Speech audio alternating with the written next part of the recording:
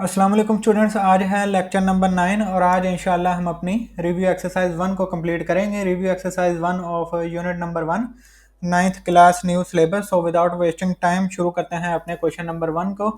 Question number 1 है जी हमारा, 4 options are given against each statement in circle the correct option. Basically objective question है question number 1 हमारा, और एक क्वेश्चन यानी एक पार्ट होगा और उसके 4 ऑप्शन होंगे। हमने करेक्ट ऑप्शन को चूज करना है। सो पहला जो है हमारा पार्ट वो है स्क्वायर रूट ऑफ 7।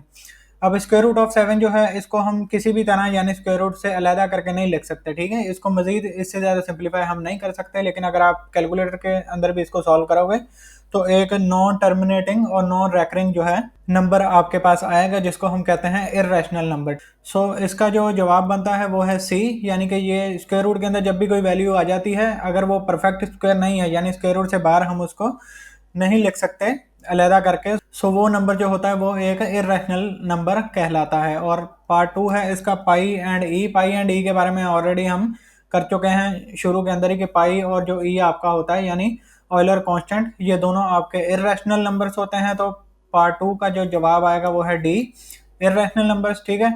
और जो पार्ट 3 है वो है if n is not a perfect square, ठीक है, then n square root of n is, यानी परफेक्ट स्क्वायर नहीं है तो ये भी स्क्वायर रूट से बाहर नहीं आ सकता, तो इसको भी यानी हम पी ओवर क्यू की फॉर्म में नहीं लिख सकते। सो जिसके अंदर यानी इंडिविजुअली भी पी और क्यू जो है आपके दोनों इंटीजर्स के अंदर से बिलोंग करने चाहिए, तो ये भी एक इर्रेशनल नंबर है। इसकी मैं आपको एक एग्जांपल भी दे देता हूँ। लेट से मेरे पास स्क्वायर रूट के अंदर नंबर है 25, ठीक है। 25 को मैं इक्वल टू 5 स्क्वायर लिख सकता हूँ। सो ये जो स्क्वायर है इसके साथ स्क्वायर रूट कैंसिल आउट हो जाएगा और हमारे पास फाइनल आंसर जो आएगा वो होगा 5। सो 25 जो था वो एक परफेक्ट स्क्वायर था, ठीक है। लेकिन अगर मैं इधर ले लूँ 26, तो कोई भी ऐसा नंबर नहीं है जिसका मैं स्क्वायर लूँ तो मेरे पास 26 आता हो, तो ये एक परफेक्ट स्क्वायर नहीं है, ठीक है। 25 एक परफेक्ट स्क्वायर था तो उसको मैंने स्क्वायर रूट से बाहर लिख लिया। और 5 आपको पता है 5 को हम इस तरह भी लिख सकते हैं 5/1। सो हमें वैसे भी पता है कि 5 जो है हमारा वो एक रैशनल नंबर है, ठीक है। तो जब भी स्क्वायर रूट किसी भी नंबर के ऊपर हो जिसका परफेक्ट स्क्वायर नहीं होता तो वो एक इर्रेशनल नंबर ही होता है, ठीक है। और पार्ट 4 है हमारा square root of 3 plus square root of 5। इन दोनों को हम ऐड भी नहीं कर सकते, ठीक है। ऐड भी तभी होते हैं जब सेम स्क्वायर रूट के अंदर जो है दोनों सेम डिजिट होने चाहिए, लेकिन इधर स्क्वायर रूट के अंदर 3 है और इधर स्क्वायर रूट के अंदर 5 है, तो ये दोनों जो है वो ऐड भी नहीं हो सकते, तो ये भी एक इर्रेशनल नंबर ही आएगा, ठीक है। दोनों इर्रेशनल थे इंडिविजुअली भी, इनको ऐड करके भी एक इर्रेशनल नंबर ही आएगा, ठीक है। और मजीद ये कि इन दोनों को हम एक स्क्वायर रूट के अंदर भी नहीं लिख सकते, वो सिर्फ मल्टीप्लिकेशन के केस में होता है, जिस तरह आगे एक आएगा पार्ट, तो उस तरह भी ये सिंप्लीफाई और मजीद नहीं हो सकता था, तो ये एक इरेशनल नंबर ही है। और जो पार्ट 5 है वो है एक प्रॉपर्टी बेसिकली उधर इसने हमें दी है, for all x belong to R, यानी जितने भी एक्स हैं टोटली आपके रियल नंबर्स के अंदर से बिलोंग करें, यानी एक्स की आप कोई भी वैल्यू लो और x equal to x is called. ये पहले मैं आपको जो है प्रॉपर्टीज के अंदर से दिखा देता हूँ। ये प्रॉपर्टी हमने कवर की थी, एक्स इक्वल टू एक्स, ठीक है। उधर एक्स था बेसिकली, इधर प्रॉपर्टी के अंदर इसने ए लिया था। जनरली आप कोई भी टर्म ले लो, ए भी कुछ भी हो सकता है, बस उसने बता दिया हमें कि ए हमारा बिलोंग टू जो है वो रियल नंबर है, ठीक है। और उधर उसने बता दिया था x belong to real number है, तो इस प्रॉपर्टी को हम कहते हैं रिफ्लेक्सिव प्रॉपर्टी, ठीक है। इस केस में अब ऑब्वियसली यही है कि अगर रियल नंबर्स में से आप ए इक्वल टू 2 लोगे तो सिर्फ 2 ही ऐसा नंबर है जो इक्वल टू 2 के होता है, ठीक है। या फिर आप 2, या आप एक इस तरह भी इसको लिख सकते हो ना 4/2, ठीक है। अल्टीमेटली बनेगा तो वो भी 2 ही, ठीक है। सो ओनली आप यानी कोई भी नंबर रियल नंबर्स में से लो, वही नंबर होगा जो कि उसके इक्वल होगा, ठीक है। तो इस प्रॉपर्टी को हम कहते हैं रिफ्लेक्सिव प्रॉपर्टी, ठीक है।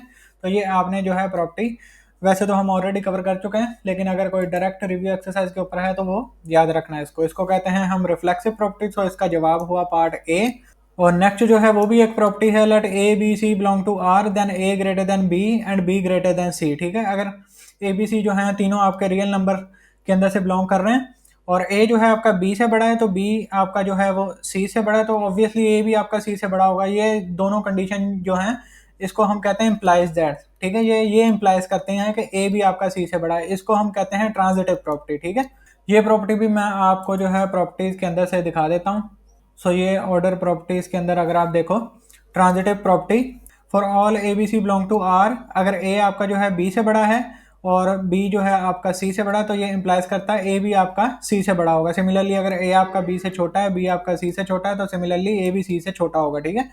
इधर आप देखो प्रॉपर्टीज का आपको इससे साइन से पता लगता जाएगा। अब इधर जो है इनइक्वालिटी यूज हुई थी, तो जब हमने ऑर्डर प्रॉपर्टीज की थी तो मैंने तब भी आपको बताया था कि ऑर्डर प्रॉपर्टीज बेसिकली सारे की सारी इनइक्वालिटी के ऊपर होल्ड कर रही हैं, यानी इनइक्वालिटी के ऊपर जो भी प्रॉपर्टीज होल्ड करती हैं वो ऑर्डर प्रॉपर्टीज के अंदर आ जाती हैं, और जो इक्वालिटी के ऊपर होल्ड करती हैं वो ऊपर इक्वालिटी के साथ ही उसने मेंशन किया था।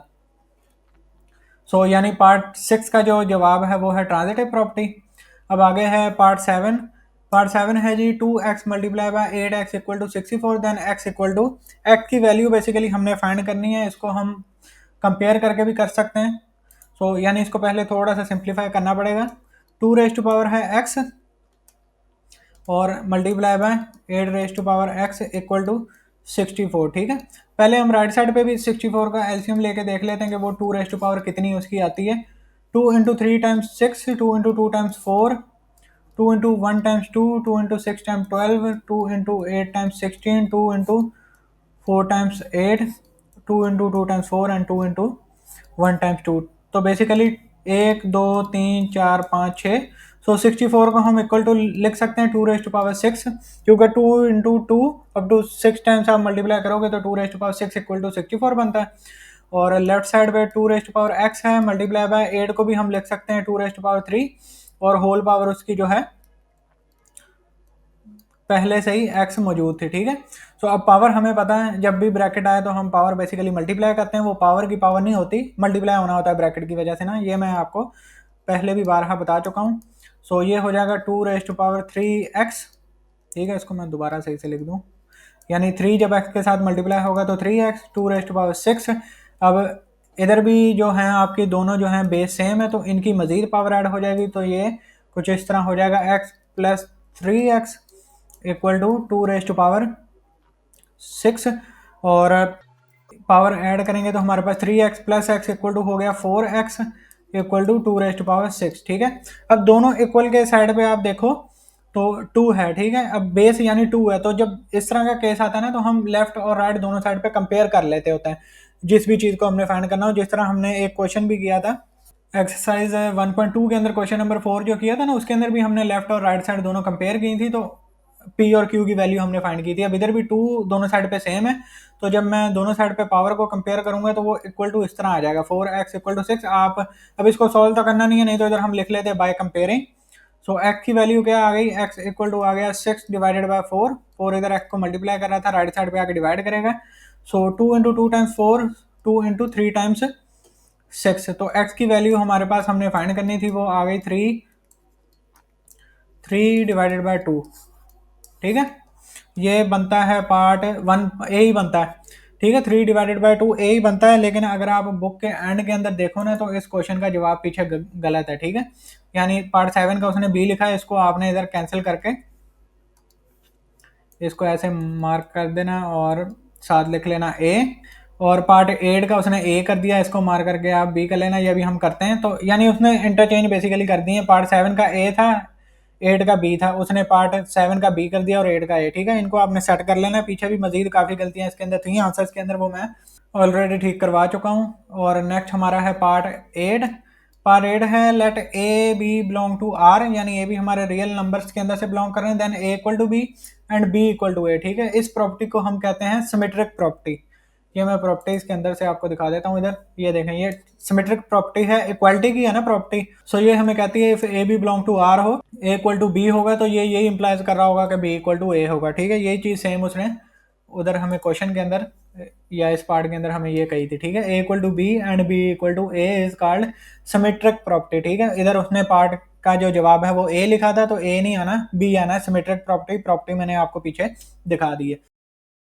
पार्ट 9 है square root of 75 plus square root of 27 equal to, इसको हम कैलकुलेट कर सकते हैं, मजीद सिंप्लीफाई कर सकते हैं।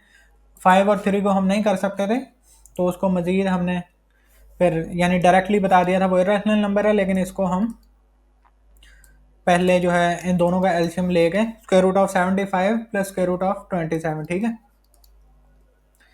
अगर आप 75 का एलसीएम लेते हो ना तो आपके पास आएगा 3 × 2 × 6 और 3 × 5 × 15 अगेन, फिर ये 5 के साथ होगा, 5 × 5 × 25 और 5 × 1 × 5। सो मैं जो है 75 को इक्वल टू लिख सकता हूँ 3 × 5² प्लस 27 को मैं डायरेक्टली कर देता हूँ, काफ़ी दफ़ा ये हम कर चुके हैं। 27 बेसिकली 3 का क्यूब होता है, ठीक है। मजीद भी इसको क्योंकि हमने 3 बाय निकालना है तो हम इसको 3 × 3² भी लिख सकते हैं, ठीक है। यानी बेसिकली पावर 3 थी ना, तो मैंने एक पावर के साथ अलहदा लिख दिया और 2 के साथ अलहदा कर दिया, ठीक है। ये लॉज ऑफ इंडिसेस वाले लेक्चर के अंदर हम कवर कर चुके हैं। सो इसके अंदर से मैं 5 को बाहर निकाल सकता हूँ। सो यानी स्क्वायर है ना 5 के ऊपर, सो 5 हमारा जो है वो स्क्वायर रूट से बाहर आ सकता है, अंदर आ जाएगा 3 प्लस इसमें से हम 3 के ऊपर, एक के ऊपर स्क्वायर है तो एक 3 हम बाहर निकाल सकते हैं, एक स्क्वायर रूट के अंदर आ जाएगा। सो 5 + 3 हमारे पास हो गया 8 × √3, ठीक है। ये फाइनल आंसर बनता है जो कि हमारा ऑब्जेक्टिव क्वेश्चन था इसका। सो पार्ट 9 है, इसका बनता है डी, बेसिकली 8 × √3, ठीक है। अब लास्ट पार्ट है क्वेश्चन नंबर 1 का, द प्रोडक्ट ऑफ 3 + √5 × 3 - √5 इज। इधर अब a + b और a - b वाली कंडीशन बनती है जो कि हमने बार बार एक्सरसाइज नंबर 1.2 के अंदर सॉल्व की थी। तो इधर डायरेक्टली हम फॉर्मूला लगा सकते हैं a² - b², ठीक है। तो इसको जब आप सॉल्व करोगे तो आपके पास एक रैशनल नंबर आएगा, ठीक है। सो 3 + √5 था तो 3 का स्क्वायर आ गया, यानी a का स्क्वायर माइनस b का स्क्वायर, √5 था इसका स्क्वायर आ गया।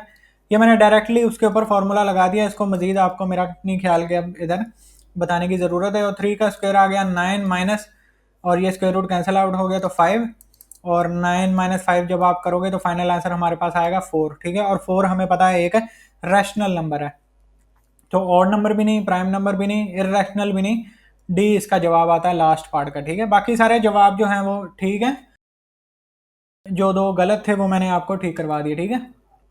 अब नेक्स्ट जो है question number 2 and question number 3, ये मैं कोई नहीं करवा रहा आपको, सिंपल एडिशन और मल्टीप्लिकेशन बच्चों वाली इसके अंदर करनी है।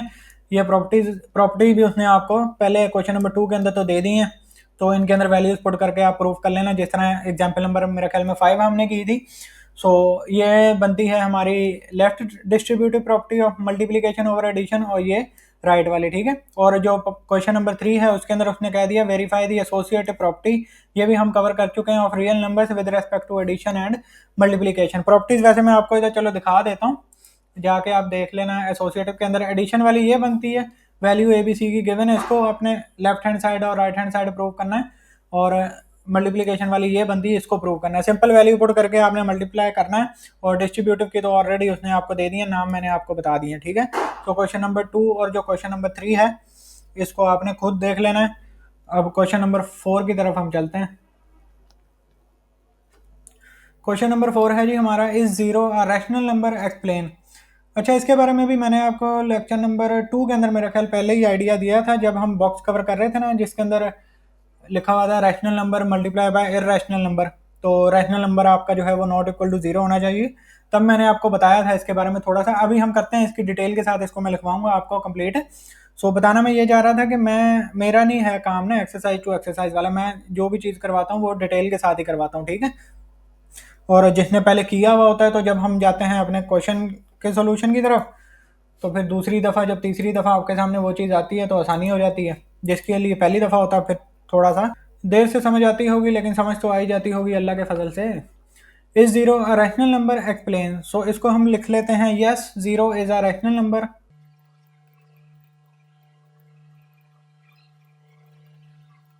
Yes zero is a rational number because we can write it as P over Q.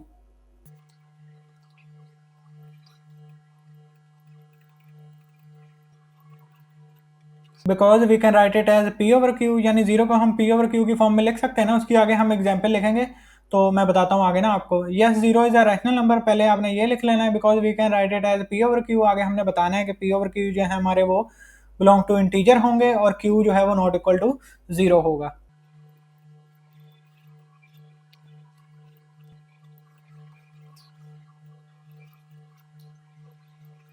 ठीक है, ये पहले हमने रिटन फॉर्म में बता दिया। Yes zero is a rational number, zero जो है वो एक रैशनल नंबर है, बिकॉज क्यों, we can write it as, zero को भी हम लिख सकते हैं पी ओवर क्यू की फॉर्म में। यानी बेसिक डेफिनेशन जो हमने लेक्चर नंबर 1 के अंदर की थी रैशनल नंबर की, वो क्या थी कि रैशनल नंबर एक वो नंबर होता है जिसको हम लिख सकते हैं पी ओवर क्यू की फॉर्म में, और पी और क्यू जो है आपका दोनों अलग-अलग जो है वो इंटीजर को हमें पता है, इंटीजर सेट को हम z के साथ डिनोट करते हैं, तो p एंड q जो है आपके बिलोंग टू इंटीजर होते हैं, और q not equal to zero होना चाहिए। ठीक है, डिवीजन के अंदर q है, ये नॉट इक्वल टू जीरो होना चाहिए, ये q not equal to zero होना चाहिए, ये भी हम कवर कर चुके हैं।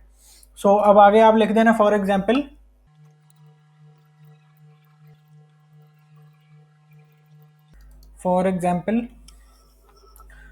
जीरो को हम लिख सकते हैं जीरो ओवर वन।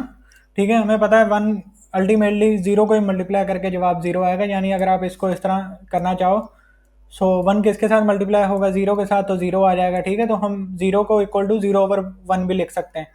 ठीक है, और इसको हम equal to zero over two भी लिख सकते हैं, आप कुछ भी लिख लो डिनोमिनेटर के अंदर, बस जीरो ओवर जीरो नहीं आपका होना चाहिए। ठीक है, ये भी एक काफ़ी लंबी डिबेट है, ये भी हम कवर कर चुके हैं। Zero over one, zero over two, कोई भी नंबर हो सिवाय जीरो ओवर जीरो नहीं, बस आपने लिखना। ठीक है, सो यानी एग्जाम्पल के अंदर कोई भी आप एग्जाम्पल देना चाहो, तो चलो हम इसको 3 दफ़ा लिख लेते हैं, और आगे फिर कोमा लगा के आप अप टू सो लिख देना, और भी मल्टीपल एग्जाम्पल इसकी बनती हैं। ठीक है, सो ये बेसिकली क्वेश्चन नंबर 4 था हमारा, इसका जवाब है कि yes zero is a rational number, because zero को भी हम पी ओवर क्यू की फॉर्म में लिख सकते हैं, and P and Q, and अक्सर मैं इस तरह लिख देता हूँ, या तो आप ए लगा लेना, या फिर आप इसके अंदर एंड लिख लेना।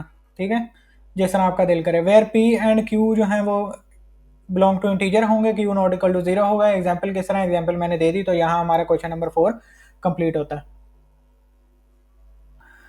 अब नेक्स्ट जो है वो है question number 5, state trichotomy property of real numbers. इसकी एग्जांपल वगैरह देने की हमें ज़रूरत नहीं, जस्ट ट्राइकोटमी प्रॉपर्टी लिखनी है, ये भी हमने कवर की थी। ये बेसिकली हमें यही कहती है कि अगर ए बी दो नंबर हैं हमारे, वो रियल नंबर्स के अंदर से बिलोंग कर रहे हों, तो 3 ही कंडीशन बनती हैं। जिस तरह जब प्रॉपर्टी सॉल्व कर रहे थे तब मैंने आपको बताया था ना कि अगर 2 और 3 जो है वो सेट रियल नंबर के अंदर से दोनों बिलोंग कर रहे हैं, तो इन दोनों के दरमियान सिर्फ 3 तरह की कंडीशन बनती हैं। या तो 2 जो है इक्वल टू 3 होगा, हमें पता नहीं होता, तो ये कंडीशन नहीं बनती। या तो 2 ग्रेटर देन 3 होगा, 2 जो है वो 3 से बड़ा भी नहीं होता, तो ये भी कंडीशन नहीं बनती। तो लास्ट कंडीशन बनती है 2 जो है वो 3 से छोटा होगा। ठीक है, तो ये 3 कंडीशन बताने वाली जो प्रॉपर्टी है वो ट्राइकोटमी प्रॉपर्टी है, तो वो हम लिख लेते हैं। For all a B belong to real numbers, for all a b belong to for all a b belong to real numbers either, या फिर इधर, जिस तरह आपका दिल करे पढ़ लेना। For all a B belong to real number से इधर 3 ही कंडीशन बनती हैं, जिस तरह मैंने आपको बताया, ए इक्वल टू बी, और ए ग्रेटर देन बी, या फिर और अगेन लगा के ए लेस देन बी। ठीक है, ये बेसिक हमारी ट्राइकोटमी प्रॉपर्टी है, बस वही हमने बतानी थी।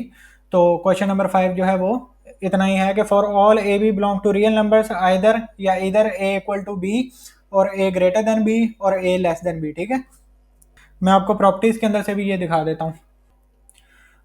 ऑर्डर प्रॉपर्टीज़ के अंदर पहली प्रॉपर्टी थी हमारी ट्राइकोटमी प्रॉपर्टी, और इस सिंबल को हम यही पढ़ते हैं फॉर ऑल ना। सिंबल्स के नेम जो है वो बुक के एंड में आपके एक पेज के अंदर उसने मेंशन किए, वहाँ जाके रीड कर लेना। For all a B belong to real numbers either a equal to b, और ए ग्रेटर देन बी, और ए लेस देन बी। ठीक है, ये ट्राइकोटमी प्रॉपर्टी है हमारी। अब क्वेश्चन नंबर 6 को हम देख लेते हैं। क्वेश्चन नंबर 6 है हमारा, find 2 rational numbers between 4 and 5। इसकी हम एग्जाम्पल भी कर चुके हैं, और एक्सरसाइज के अंदर भी क्वेश्चन कर चुके हैं। बेसिकली हमने जस्ट इधर एवरेज लेनी है 4 एंड 5 की, तो एक आ जाएगा नंबर, फिर उसकी आपकी मर्जी है, चाहे 4 के साथ लो एवरेज है या फिर 5 के साथ दूसरा नंबर आ जाएगा, वो होगा इनके बिटवीन से, यानी इनके दरमियान से ही होगा। ठीक है, क्योंकि एवरेज लेने पर नंबर वो दरमियान से ही आता है। सो पहले हम इधर लिख लेते हैं for first rational number.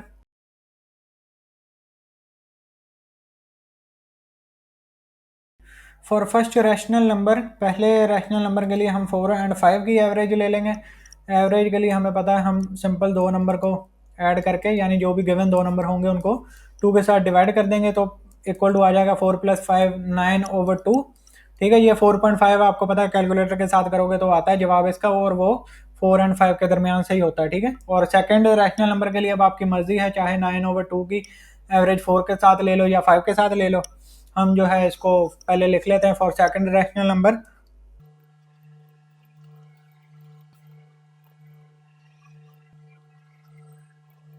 For second rational number अब अगैन हम 9/2 की एवरेज जो है वो 5 के साथ ले लेते हैं। सो 9/2 प्लस 5 और आपका होल डिवाइडेड बाय अगैन 2, यानी सेकंड की एवरेज लेनी है ना। 9/2 वाला तो पहले का ही 2 था डिवीजन में।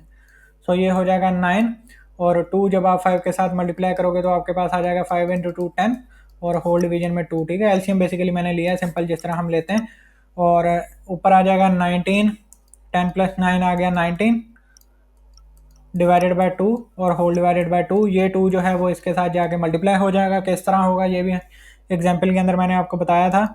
सो 9/2 × 2 4 और ये हमारा जो है वो सेकंड रैशनल नंबर बनता है। जब आप इसको कैलकुलेटर के साथ डिवाइड करोगे ना तो आपके पास जवाब आएगा 4.75, ठीक है। और हमें गिवन था 4 और 5, तो पहला जो हमने फाइंड किया था 9/2 वो आता है 4.5, तो वो यानी 4 के बाद पहले ये आएगा, उसके बाद आएगा 19 डिवाइडेड बाय 4 यानी 4.75, 4, 4.5, 4.75 और फिर 5, ठीक है। ये दोनों इन बिटवीन आते हैं। लास्ट पे अगर आपने लिखने हो तो इस तरह लिख देना, लेकिन पहले कैलकुलेटर से फाइंड कर लेना कि पहले कौन सा आता है और बाद में कौन सा, ठीक है। 19/4 जो है वो 4.75 आता है और ये 5। ये 4 रैशनल नंबर हो गए, यानी इन बिटवीन के जो 2 हमने फाइंड करने थे वो भी हमने फाइंड कर लिया। और यहाँ हमारा क्वेश्चन नंबर 6 भी कंप्लीट होता है। अब है question number 7, simplify the following. से 3 पार्ट हैं इसके, आसान ही है ये तो तीनों। एक्सरसाइज वालों से तो कम से कम आसान ही है। सो इनको देख लेते हैं अब हम। सिंप्लीफाई जिस तरह एक्सरसाइज के अंदर हमने किए थे वही करने हैं बस। पहले तो रेडिकल के ऊपर जो भी इधर उसका इंडेक्स है ना उसको होल के साथ हम लिख लेते हैं, फिर उसको अंदर मल्टीप्लाई करते हैं, फिर जो कैंसिल आउट हो रहे होते हैं कैंसिल आउट करते हैं, तो फिर हमारा जो क्वेश्चन है वो सॉल्व हो जाता है। सो पहले मैं होल के अंदर लिख लेता हूँ x⁻15 × y⁻35 और डिवाइडेड बाय, आप एक दफ़ा क्वेश्चन जो है ना वो नीचे लिख लेना, ठीक है। उसके बाद अगले स्टेप के अंदर ये करना। सो होल पावर हमें पता है, जो भी इंडेक्स के इधर, इंडेक्स नहीं सॉरी, रूट के इधर जो भी इंडेक्स होता है उसको हम 1/, के साथ लिख लेते हैं, यानी इधर 5 था तो 1/5 आ गया। सो अब 5 को हम डायरेक्टली अंदर मल्टीप्लाई कर देंगे। सो x⁻15 और मल्टीप्लाई बाय 1/5 इंटू y⁻, इधर लगा लेना मल्टीप्लाई का डॉट लगाना और डॉट लगा लेना, मल्टीप्लाई लिखना हो तो वही कर लेना। 35 मल्टीप्लाई बाय 1/5 और whole divided by 20 multiply by 1/5, ठीक है। अब 5 × 3 × 15 हो गया। सो हम एक क्यूब लिख देंगे 3 टाइम्स और 5 × 1 × 5, 5 × 7 × 35, 5 × 1 × 5, 5 × 4 × 20। सो फाइनल आंसर हमारे पास आ गया x³ × y⁻7 and whole divided bye z⁴, ठीक है। और यही जो है पार्ट 1 का फाइनल आंसर है। अब पार्ट 2 इसका देख लेते हैं। पार्ट 2 जो इसका है वो कुछ इस तरह का है। अब अगर इधर देखो तो क्यूब रूट है और 27 हमें पता है 3 का क्यूब होता है, तो वो कैंसिल आउट हो जाएगा इजीली। सो पहले हम स्क्वायर रूट की जो वैल्यू है उसको लिख लेते हैं 1/3। सो पहले मैं ब्रैकेट लगा लूँ 2x। अब एक ये आ गया ना राउंड ब्रैकेट, तो नेक्स्ट जो है आप स्क्वायर लगा लेना, ठीक है। और होल डिवाइडेड बाय 1/3, 1/3 को भी अंदर मल्टीप्लाई कर देंगे हम और 27 को भी इक्वल टू हम 3⁻³ लिख लेते हैं, ठीक है। यानी 3 × 3 9 और 9 × 3 27, 2x और 1/3 को जब आप अंदर मल्टीप्लाई करोगे तो ये हो जाएगा 2x डिवाइडेड बाय 3, इक्वल लगा लेना इधर। और 3 जो है वो 3 × 1 × 3 और इसके साथ जो है वो कैंसिल आउट हो जाएगा। सो 3⁻⁴ आपकी आ गई 2x, ठीक है। और यही इस क्वेश्चन का आंसर है, बच्चों वाला आसान सा क्वेश्चन था ये। अब इसके लास्ट पार्ट को हम कैलकुलेट कर लेते हैं। अब इसके अंदर अगर आप देखो तो डिवीजन के अंदर भी आपका 3⁻n जो है वही कॉमन आ सकता है ना, क्योंकि इधर 3⁻n के साथ कुछ नहीं, ऊपर से भी हम 3⁻n कॉमन ले सकते हैं, ऊपर नीचे कैंसिल आउट हो जाएगा, n बेसिकली खत्म हो जाएगा क्वेश्चन के अंदर से। तो इस तरह ये सॉल्व होगा। n वाला वही चीज़ इसके अंदर देखो ना, जिस तरह एक्सरसाइज के अंदर जो गलती थी, क्वेश्चन नंबर मेरे ख्याल में 2 का 9th पार्ट था, ठीक है। अच्छा ये पटाखे पीछे बज रहे हैं इनको आपने ना इग्नोर करना है। सो उधर क्वेश्चन नंबर 9 के अंदर मैंने आपको बताया था ना कि किस तरह एन खत्म हो रहा था, लेकिन 9 के अंदर वो बच गया था, तो वो बेसिकली क्वेश्चन के अंदर ही गलती थी। ठीक है, सो जिन्होंने वो एक्सरसाइज मेरे से देख के की है उनको समझ आ गई होगी मैं क्या बात कर रहा हूँ इधर। ऊपर से हम पहले तो जो है वो 3 रेज़ टू पावर n+2 है ना, तो हम इसकी पावर जो है वो लहदा कर देते हैं, ताकि फिर हम जब 3 raise to power n common लें तो आसानी से फिर आपको समझ आ जाए। तो 3 रेज़ टू पावर n, अब बेस सेम है, पावर ऐड हुई थी ना, तो मैं बेस बेसिकली एन के साथ भी अलहदा करने लगा हूँ, और 3 भी ज़ाहिर है फिर वो मल्टीप्लीकेशन के साथ ही उसके आएगा, तो 3 का स्क्वायर। ठीक है, यानी 3 × 3 जब भी दो सेम बेस के जो नंबर हो मल्टीप्लाई हो रहे हो तो उनकी पावर ऐड होती है। मैंने इधर उसको उलट करके अलहदा कर दी। नीचे से हम ले सकते हैं 3 raise to power n common. So अंदर तो बच जाएगा, अब 3 रेज़ टू पावर n+1 था ना, उसमें से मैंने n कॉमन ली तो माइनस कर दो n, ये कैंसिल आउट हो गया तो इक्वल टू 1 आ गया, यानी 3 रेज़ टू पावर 1, 1 हम लिखते नहीं है तो 3 आ गया, -1, यानी ये तो सारा ही 3 रेज़ टू पावर n था तो वो कॉमन आ गया। अब ये 3 रेज़ टू पावर n और ये 3 raise to power n cancel out हो गया, और 6 साथ मल्टीप्लाई लगा लेते हैं इस बार हम। 3 का स्क्वायर आपके पास हो गया 9, और डिवाइडेड बाय 3 - 1 2। अब 2 × 1 × 2 एंड 2 × 3 × 6 और 9 × 3 आपके पास हो गया 27। सो ये क्वेश्चन का फाइनल आंसर आपके पास आ गया 27, और ये क्वेश्चन यहाँ पर ख़त्म होता है। क्वेश्चन नंबर था ये 7। अब नेक्स्ट है क्वेश्चन नंबर 8।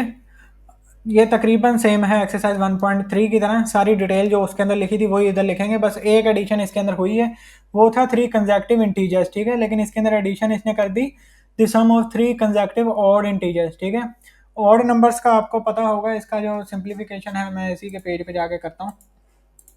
बुक के अंदर मैंने आपको बताया था ना, पेन थोड़ा सा उधर लैग करता है। तो ऑड नंबर होते हैं 1 3 5 7 11 and 13 up to so on. इसमें से अब लेट से मैं चूज कर लेता हूँ 5। ठीक है, हम पहला इंटीजर जो लेट करेंगे ना वो एक्स के लेट करेंगे।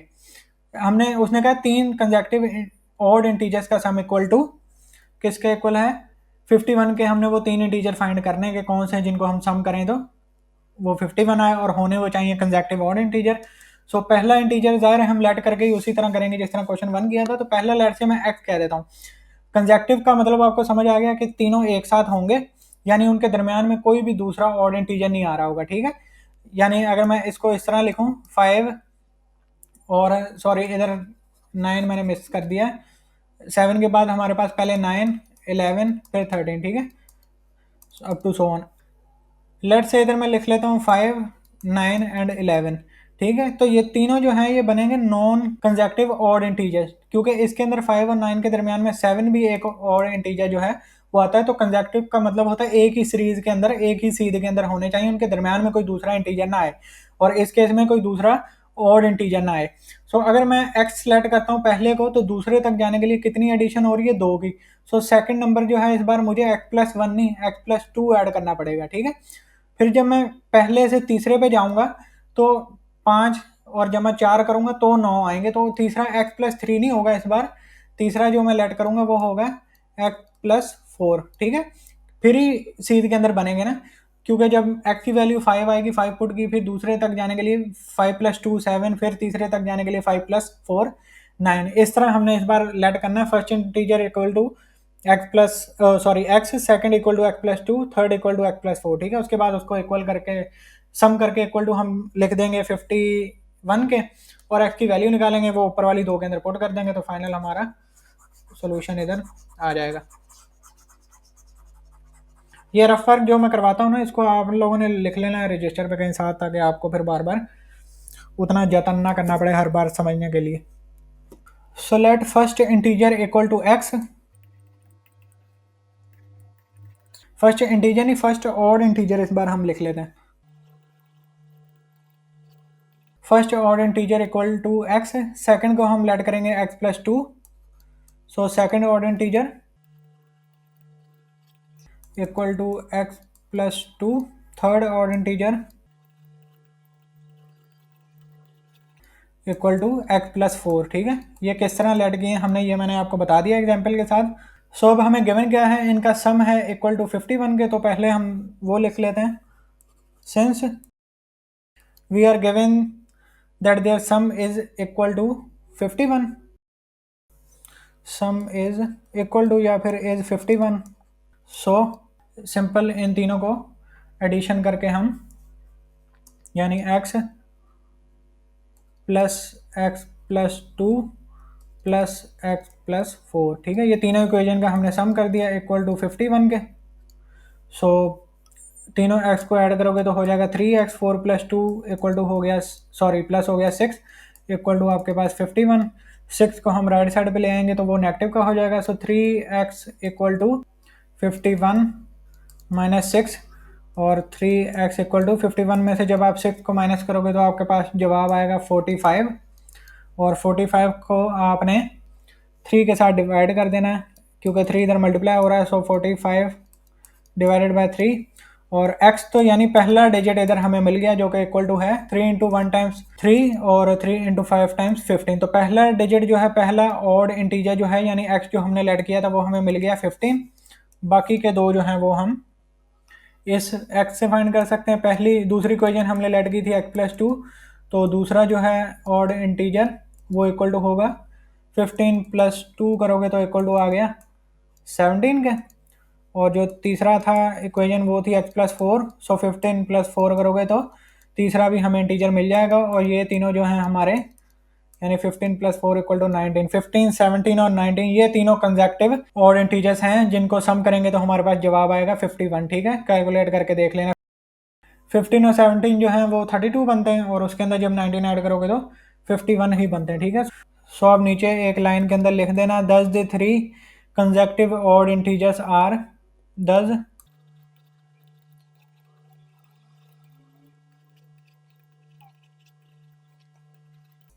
the three consecutive odd integers are 15, 17 and 19, ठीक है। सो यहाँ हमारा जो है ये क्वेश्चन भी एंड होता है। कौन सा था? Question number 8। Question number 8। अब लास्ट टू क्वेश्चन है। क्वेश्चन नंबर 9 है पहले। Abdullah picked up 96 balls and placed them into two buckets, ठीक है। अब्दुल्ला ने 96 बॉल्स उठाई और दो बाल्टियों के अंदर उसने, बकेट्स हम कहते हैं बाल्टियों को, दो बाल्टियों के अंदर उसने डाली। किस हिसाब से डाली? One bucket has 28 more balls than the other bucket, यानी एक बाल्टी के अंदर उसने दूसरी बाल्टी के हिसाब से 28 ज़्यादा बॉलें डालें, ठीक है। यानी कहने का मकसद क्या है, हम एक बकेट को लेट कर लेंगे कि उसके अंदर उसने डाली x बॉल्स, दूसरी के अंदर उसने कहा 28 मोर, ठीक है। तो हम दूसरी को लेट कर लेंगे x प्लस 28। हमें ये नहीं पता कि कितनी उसने डाली ना, बस उसने इतना बता दिया कि एक के अंदर उसने x डाली लेट से, दूसरी के अंदर 28 मोर, यानी जितनी पहली के अंदर डाली थी 28 उससे ज़्यादा। तो दो इक्वेशन बन गई, और टोटल कितनी डाली? 96 के। तो हम इन दोनों को ऐड करके 96 के इक्वल लिख देंगे, वहाँ से हमें x की वैल्यू मिल जाएगी, वो फर्स्ट बकेट की होगी, और जब उसको इसके अंदर पुट करेंगे जिसके अंदर 28 ज़्यादा डाली थी तो हमें दूसरी की भी मिल जाएगी। आसान क्वेश्चन है। इस तरह का क्वेश्चन हमने एक्सरसाइज का भी एक किया था। क्वेश्चन का नंबर अभी मुझे याद नहीं है, जिन्होंने की होगी एक्सरसाइज उनको यकीनन पता होगा। सो इसका सोल्यूशन हम देख लेते हैं। सो हम लेट कर लेते हैं ball in first bucket equal to x. So let balls in first bucket,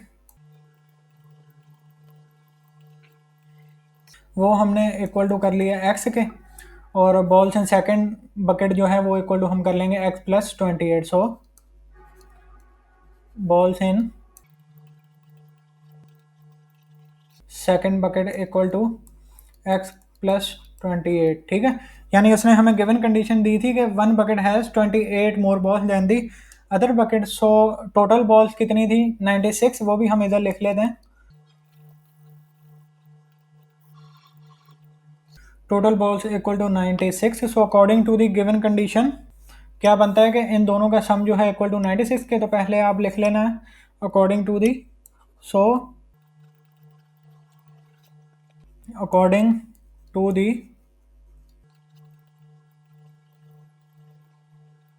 according to the given condition we have, ठीक है, ये आप लिख लेना लाजमी।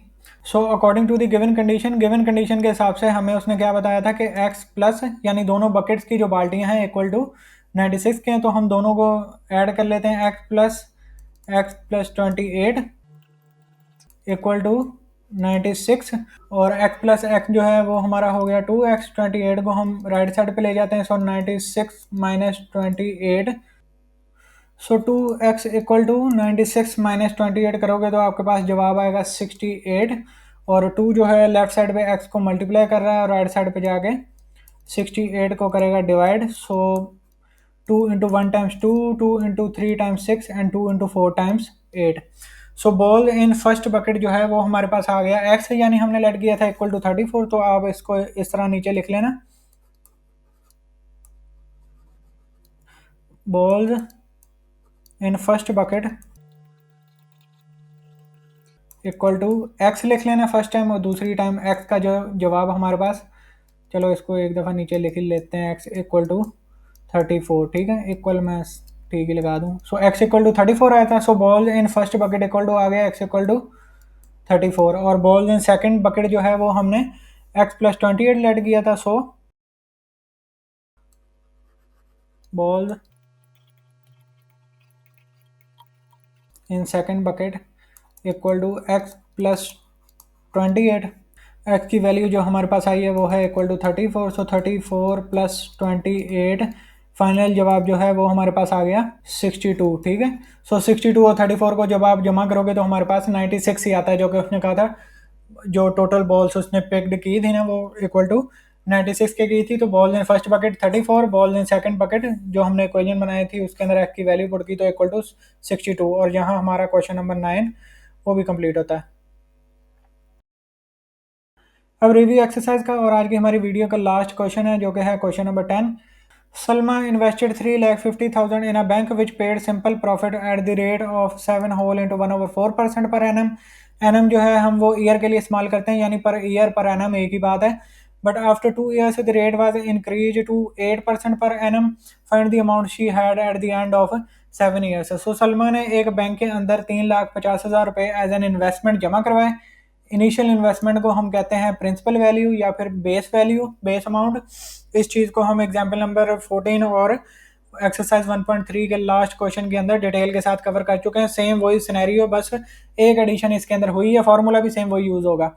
अब एडिशन क्या हुई है, उसको जो प्रॉफिट मिल रहा था ना टोटल 7 years के लिए मिला, बट पहले 2 साल के लिए उसको इस रेट के हिसाब से मिला सिंपल प्रॉफिट, और दूसरे दूसरे नहीं अगले 5 साल के लिए उसको 8% के हिसाब से मिला। तो हमें इस रेट के हिसाब से जो है सिंपल प्रॉफिट हमने इन अमाउंट का कैलकुलेट करना है, तो वो अलहदा कैलकुलेट करना पड़ेगा इस रेट के हिसाब से, और इस रेट के हिसाब से अलहदा कैलकुलेट करना पड़ेगा। और एंड में हमने करना क्या है, find the amount she had at the end of 7 years, यानी हमने ये बताना है टोटल उसने 7 साल के बाद उसके पास एंड में यानी कितने पैसे थे। तो वो हम दोनों का जो प्रॉफिट कमाया होगा उनको ऐड कर देंगे, और जो हमारी प्रिंसिपल वैल्यू उसको भी उन दोनों के अंदर ऐड कर देंगे, तो टोटल जो अमाउंट बनेगी उतनी जहन्नम सलमा ने सॉरी उतना प्रॉफिट जो है वो सलमा ने कमाया है, ठीक है। तो इसका सोल्यूशन हम देख लेते हैं। पहले इसका जो है हम डाटा जो है वो थोड़ा सा रिटन फॉर्म के अंदर लिख लेंगे, उसके बाद हमें सॉल्व करने में आसानी होगी। अच्छा, फार्मूला मैं आपको दिखा दूं, पहले यही सेम फार्मूला है। अमाउंट ऑफ प्रॉफिट हमने फाइंड करनी है, दोनों रेट के हिसाब से अलग-अलग है ये चीज़, यानी हमने फाइंड करनी है। रेट हमें गिवन है, टाइम हमें गिवन है, प्रिंसिपल वैल्यू हमें गिवन है, ठीक है। यही फार्मूला इस्तेमाल होगा, कोई एडिशनल बुक से बाहर जाने की हमें ज़रूरत नहीं है, ठीक है। सो 9.10 पहले हम लिख लेते हैं प्रिंसिपल वैल्यू, जो कि हमें गिवन है 3,50,000। So principal amount equal to rupees के अंदर उसको हम लिख लेते हैं 3,50,000। उसके बाद नेक्स्ट जो था वो था which paid simple profit at the rate of 7 whole into 1/4% per annum. तो हम लिख लेते हैं रेट फॉर फर्स्ट 2 years, ठीक है। रेट फॉर फर्स्ट 2 years, पहले 2 साल के लिए रेट था 7 होल 1/4%। इसको भी हम मज़ीद सिंप्लीफाई कर सकते हैं, 7 इंटू 4 टाइम्स हो गया 28 और प्लस 1 29। इस तरह बेसिकली हम इसको करते हैं। सो 29 और 4 इसको करके एक दफ़ा आप लिख लेना, और मजीद जो है ना इस रेट को हम फॉर्मूले के अंदर हमने लिखना है ना, तो इसको हम इक्वल टू R1 कह लेते हैं, ठीक है। वो इधर पहले मैंने लिखना है, तो चलो मैं छोटा सा करके लिख देता हूँ। सो आप भी लाजमी इसको लिख लेना, ताकि हम R1 T1 यानी टाइम 1 फॉर 2 years लेट कर लेंगे। सो फॉर्मूले के अंदर पहले इस हिसाब से डाटा पुट कर लेंगे, फिर सेकंड के अंदर R2 और T2 कर लेंगे, T2 यानी टाइम टू, सो सेकंड का फाइंड कर लेंगे। सो इसको इस तरह लिख लेना R1 इक्वल टू, ठीक है, और R1 और टाइम कितना था फॉर फर्स्ट 2 ईयर्स, तो टाइम जो है पहले के अंदर हमने पुट करना 2 ईयर्स, तो इसको हम लेट कर लेते हैं T2 के equal to, O sorry T2 के नहीं, पहला है तो T1 के इक्वल टू 2 ईयर्स, हम 2 ही ज़ाहिर पुट करेंगे उधर। अब नीचे लिख लेना rate for the next 5 years, ठीक है, रेट फॉर नेक्स्ट 5 ईयर्स, वो इक्वल टू आप कर लेना R2 के, और वो उसने हमें गिवन दिया 8%, ठीक है, और ये कितने नेक्स्ट 5 ईयर्स के लिए हैं, तो टाइम हमारे पास यानी T2 इस बार आ गया 5 ईयर्स, ठीक है। अब मज़ीद पहले तो एक दफ़ा फार्मूला लिख लेना। सो फार्मूले के लिए हम लिख लेते हैं वी नो दैट फार्मूला हमें पता है, rate equal to amount of profit multiply by 100 और divided by time multiply by principal value, ठीक है। या पहले अमाउंट ऑफ प्रॉफिट ही लिख लेते हैं, amount of profit multiply by 100, अब लगा लेते हैं अपना बटा time multiply by principal value, ठीक है। वही एग्जाम्पल वाला फार्मूला इधर मैंने लिखा है। इसमें से हमने फाइंड करना है अमाउंट ऑफ प्रॉफिट, तो पहले हम R1 के लिए फाइंड करते हैं। सो इधर लिख लेना फॉर R1, ठीक है। सो R1, अब इधर आ गया अमाउंट ऑफ प्रॉफिट, हम अलहदा कर लेते हैं। अब R1 के लिए फाइंड कर रहे हैं ना, होता बेसिकली प्रॉफिट, जिस तरह एग्जांपल के अंदर मैंने आपको बताया था, इंटरेस्ट ही है, ठीक है, यानी जो बैंक पर अमाउंट, बैंक के अंदर जो अमाउंट जमा करवाते हैं ना, उसके ऊपर जो प्रॉफिट बैंक प्रॉफिट का नाम देता है, होता वो इंटरेस्ट ही है। तो हम अमाउंट ऑफ प्रॉफिट को I1 के साथ लेट कर लेते हैं, दूसरे को I2 के साथ लेट कर लेंगे, एंड में जाके उसको सम कर देंगे। Amount of profit I1 equal to हो गया हमारा, मैं सिंपल फॉर्म में ही लिख देता हूँ, यानी फॉर R1 कैलकुलेट कर रहे हैं तो रेट ये आ गया ना इधर, ठीक, और रेट की मैंने स्पेलिंग इधर गलत लिख दी थी, RATE, ठीक है। सो रेट के साथ टाइम और प्रिंसिपल वैल्यू मल्टीप्लाई हो जाएगी, 100 डिवीजन में आ जाएगा, ठीक है। सो फॉर्मूला हो जाएगा इस तरह, यानी टाइम की जगह भी मैं T1 ही लिख देता हूँ, और R1 multiply by T1 multiply by, ये प्रिंसिपल था, प्रिंसिपल को हम P के साथ लिख लेते हैं, डिवाइडेड बाय आपका ये 100 आ जाएगा, जो कि अमाउंट ऑफ प्रॉफिट के साथ इधर मल्टीप्लाई हो रहा है ना, लेफ्ट साइड पे जाके ये डिवाइड होगा। रेट जो है आपका, जवाब रेट का जब हम कैलकुलेट करते हैं वो परसेंट के अंदर आता है ना, वो बेसिकली इस 100 की वजह से ही आता है। सो जब ये फॉर्मूले के इसके अंदर जाके 100 डिवाइड होगा ना, और आर की वैल्यू हम रेट के अंदर जो भी होगी पुट करेंगे, सो वो हमें उसका परसेंट खत्म करने के लिए 100 के साथ डिवाइड करने की ज़रूरत नहीं है, क्योंकि वो ऑलरेडी फार्मूले के अंदर इसी वजह से है उसके अंदर ना। सो ये चीज़ मैंने यानी पहले आपको बताई है। सो R1 जो है हमारे पास आ गया, वो था 29 डिवाइडेड बाय था 4, ये R1 था ना। सो 29 डिवाइडेड बाय 4, और इसको इस तरह लिख लेना ब्रैकेट के अंदर, मल्टीप्लाई बाय जो टाइम था हमारे पास वो कितना था, T1 था हमारा 2 ईयर्स। सो पहले यानी T1 के लिए हम कैलकुलेट कर रहे हैं ना, सो ये सिंपल इधर आ जाएगा 2 ईयर्स, और प्रिंसिपल वैल्यू जो है हमारी वो है 3,50,000, और होल डिवाइडेड बाय ये जो फार्मूले का 100 था आपका, ये आ गया। अब इसको मज़ीद सिंप्लीफाई आपने अगर 4 नीचे मल्टीप्लाई करना हो तो कर लो, लेकिन मल्टीप्लाई हो रहे हैं तो ज़ाहिर है 4 इन दोनों की डिवीजन के अंदर भी होगा। सो ये 2 जीरो इसके साथ कैंसिल आउट हो गया, और 29 मल्टीप्लाई बाय 2 मल्टीप्लाई बाय 3,500 ऊपर रह गया, और होल डिवाइडेड बाय 4 लिख लेना, या फिर 29 बाय 4 करो, एक ही बात बनती है। अब इसको जब आप ऊपर मल्टीप्लाई करोगे 29 को 2 के साथ और मज़ीद फिर 3,500 के साथ, तो आपके पास जवाब आता है 2,03,000, ठीक है, 2,03,000 और होल डिवाइडेड बाय 4। अब इसको जब आप 4 के साथ डिवाइड करोगे, सो अमाउंट ऑफ प्रॉफिट यानी कि I1 जो है ना आपके पास, वो इक्वल टू आ जाएगा, अब फाइनल आंसर है तो हम इसको रुपीज़ के साथ लिख लेते हैं, 50,750 रुपीज़, ठीक है। ये I1 हमारे पास आया है for 2 years according to the rate of 29/4। और अब हमने अमाउंट ऑफ प्रॉफिट फाइंड करनी है I2 यानी according to the rate of 8%, ठीक है। T2 यानी टाइम टू आ जाएगा 5 ईयर्स और R2 8%। सो इस बार हम अमाउंट ऑफ प्रॉफिट को जो है इक्वल टू I2 लिख लेंगे, equal to I2 equal to R2 एक दफ़ा यानी फार्मूला लिख लेना, टाइम टू और principal value whole divided by 100। अब R2 जो है हमारे पास वो है इक्वल टू 8% के। सो टाइम टू है हमारे पास 5 ईयर्स और प्रिंसिपल वैल्यू अगैन वही 3,50,000 और होल डिवाइडेड बाय 100 फार्मूले वाला। और ये जो 200 के ज़ीरो हैं इसके साथ कैंसिल आउट हो गए। और I2 जो है वो अगैन फाइनल आंसर है तो मैं रुपीज़ के अंदर लिख रहा हूँ, इक्वल टू आ जाएगा। यानी जब आप 8 मल्टीप्लाई बाय 5 मल्टीप्लाई बाय 3,500 करोगे सो ये इक्वल टू आ जाएगा 1,40,000, ठीक है। वन इसका मैं थोड़ा सा प्यारा सा करके लिख दूँ, I2 इक्वल टू रुपीज़ 1,40,000। अब ये आ गया हमारे पास I2 और ये आ गया हमारे पास I1, ठीक है। यानी ये अभी हमने सिर्फ उसका इंटरेस्ट टोटल बताया है कि टोटल उसने प्रॉफिट कितना कमाया था, लेकिन हमने एंड में ये बताना था कि 7 साल के बाद उसके पास कितनी अमाउंट है, ठीक है। ये अमाउंट भी उसके पास ही होगी क्योंकि ये तो उसकी इनिशियल इन्वेस्टमेंट थी ना, तो ये तो कहीं नहीं गई, ये भी उसके पास है। और दो जो हमने प्रॉफिट फाइंड किए according to the two different rates वो भी उसके पास है। तो find the amount she had at the end of 7 years. So तीनों को हम सम कर देंगे तो हमारे पास टोटल अमाउंट आ जाएगी, ठीक है। So total amount equal to I1 यानी पहले रेट के ऊपर प्रॉफिट, I2 यानी दूसरे रेट के ऊपर प्रॉफिट प्लस प्रिंसिपल वैल्यू, ठीक है।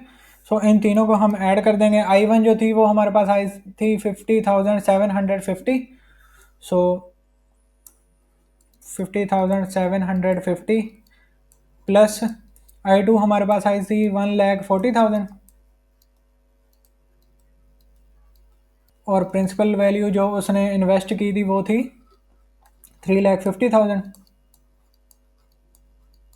जब आप इन तीनों को ऐड करोगे तो आपके पास फाइनल आंसर आएगा। अब फाइनल आंसर है तो अगैन मैं रुपीज़ के साथ लिख रहा हूँ, 5,40,750 रुपीज़, ठीक है। ये आपका फाइनल आंसर है क्वेश्चन नंबर 10 का रिव्यू एक्सरसाइज के।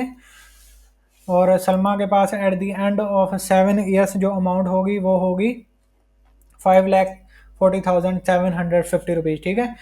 अब इसके साथ ही हमारा question number 10 of review exercise 1 वो भी कंप्लीट होता है। सेम ये वही मेथड हमने इस्तेमाल किया जो कि हमने लास्ट क्वेश्चन ऑफ एक्सरसाइज 1.3 के अंदर इस्तेमाल किया था ना, सेम वही मेथड है। बस इसके अंदर क्या एडिशन थी कि हमें दो डिफरेंट रेट्स के लिए दो different amount of profits find करनी पड़नी थी। उसके बाद हमने इसके अंदर प्रिंसिपल वैल्यू ऐड की तो फाइनल हमारे पास जवाब आ गया।